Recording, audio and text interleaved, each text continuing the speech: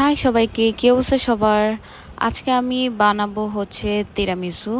আজকে বানাবো একটু বেশি পরিমাণে। তো চলো শুরু করা যাক। এখানে যা যা লাগবে আমি সব উপকরণ একসাথে নিয়ে বসেছি। এখন হচ্ছে যে ফার্স্টে আমি দিব টক দই। টক দই আমি অলওয়েজ আড়ং এটা ইউজ করি, আর এটা দিয়ে খেতেই বেশি ভালো লাগে। তারপর হচ্ছে যে অ্যাড করছি ডানো ক্রিম।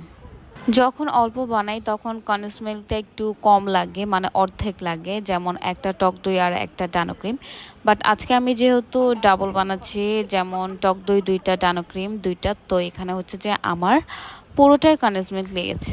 আর এখানে কফি তো মাছ লাগবে। এখানে মিল্কের মধ্যে আমি একটু কফি মিক্স করে নিয়েছি, দেন হচ্ছে যে একটা একটা করে বিস্কুট ডুবিয়ে সেটাকে এখন আমি সাজিয়ে নেব। এখন বিস্কিটের ওপর আমি টক দইয়ের সেই মিশ্রণটা দিয়ে নিব। এইভাবে হচ্ছে যে আমি সেকেন্ড লেয়ারটাও বানাবো।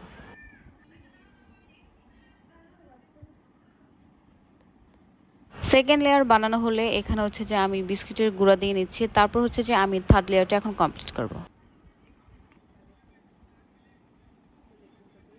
এই তো তিরামিসু বানানো শেষ। এটার উপর কোকো পাউডার ডাস্ট করে দিলে খেতে আরো বেশি মজা লাগে, আর অবশ্যই এটা ঠান্ডা করে খেতে হবে। এটা খেতে অনেক বেশি মজা। সো আজকে আমার ভিডিও এই পর্যন্তই। দেখা হচ্ছে নেক্সট ভিডিওতে। আল্লাহ হাফেজ।